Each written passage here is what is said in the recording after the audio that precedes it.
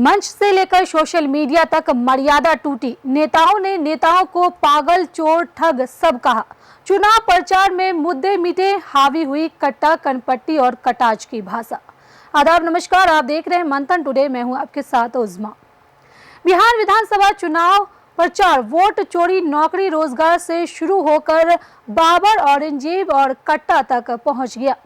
नेताओं ने एक दूसरे को पागल, देशद्रोही, चोर, पॉकेटमार, ठग, झूठ, भ्रष्टाचारी और अपराधियों का संरक्षण तक कह डाला। भाषाओं में, शब्दों में मर्यादा खोई, कई बार गाली गलौज तक बात पहुंच गई। जनता को जुबानी तौर पर चार्ज करने के लिए नेताओं ने दूसरे नेताओं के लिए अमर्यादित विशेषणों के इस्तेमाल में कोई कोताही नहीं बरती। आरोप जिस अंदाज में लगा, जवाब भी उसी अंदाज में आया। दोनों ओर से हमले हुए और यह सब मंच से लाउड स्पीकर पर गूंजता रहा। सोशल मीडिया पर क्लिप्स और रील्स की भरमार हो गई। जंगल राज बनाम विकास राज प्रचार की मुख्य लाइन बन गई। एनडीए नेताओं का पूरा फोकस जंगल राज पर रहा। प्रधानमंत्री नरेंद्र मोदी ने कहा कि बिहार को जंगल राज नहीं, विकास राज चाहिए। एनडीए ने इसे पंच लाइन बना दिया। जवाब में आरजेडी कांग्रेस ने एनडीए को जुमलेबाज कहा और नीतीश कुमार के 20 साल के शासन को महाजंगल राज बताया। कांग्रेस ने तो इसे विनाशकाल का नाम देते हुए आरोप पत्र जारी किया। सीएम नीतीश कुमार अपनी लाइन पर टिके रहे।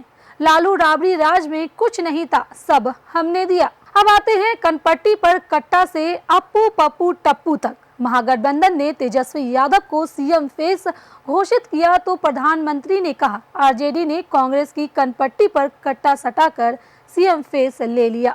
योगी आदित्यनाथ ने राहुल, तेजस्वी और अखिलेश यादव को अप्पू, पप्पू, टप्पू कहा। प्रधानमंत्री ने भोजपुरी गीत का हवाला देकर कहा कि सिक्सर की 6 गोली छाती में मार देंगे, जिस पर तेजस्वी यादव ने पलटवार कर बोला कि मैंने किसी प्रधानमंत्री को इस तरह बोलते नहीं देखा।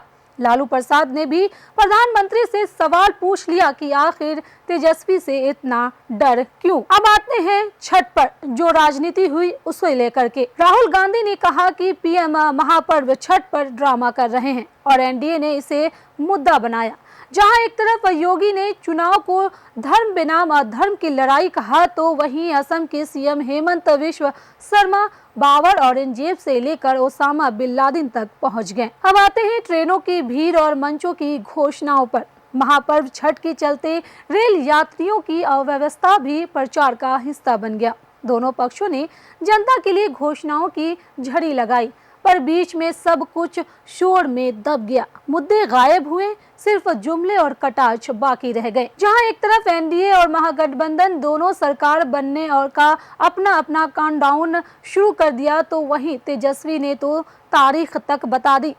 अब रक्षा मंत्री राजनाथ सिंह बोले, अब बिहार में कट्टा नहीं तोप बनेगा, डिफेंस कॉरिडोर बनेगा। इस पर तेजस्वी ने पलटवार किया और बोले भाजपा वाले झूठ बोलकर बिहारियों को ठग रहे हैं। अब आते हैं वक्फ कानून को लेकर, जिस पर तेजस्वी ने कहा कि वक्फ कानून को कूड़े में फेंक देंगे, जिस पर डिप्टी सीएम विजय कुमार सिन्हा बोले यह नमाजवादी है।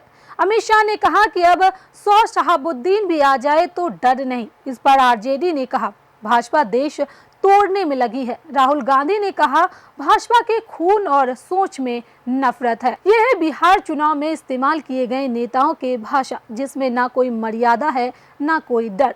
अक्सर चुनावी प्रचार में गंभीर मुद्दे जैसे बेरोजगारी, महंगाई, शिक्षा, स्वास्थ्य पर बहस की बजाय व्यक्तिगत आरोप, प्रत्यारोप और भावनाओं से खेलने वाली भाषा पर जोर दिया जाता है।